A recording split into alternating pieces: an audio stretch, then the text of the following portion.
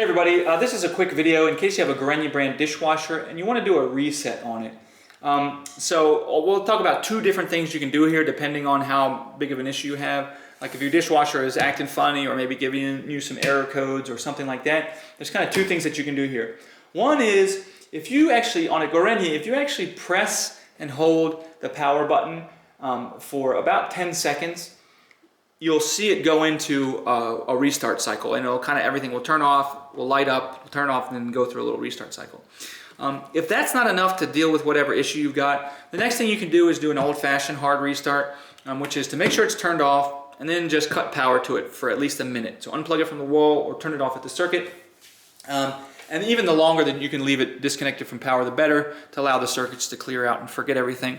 Once that happens, you can restore power, turn it back on, and you'll see it'll go through a little longer startup because it is putting everything back in the default settings. So thanks a lot for watching. Have a great day.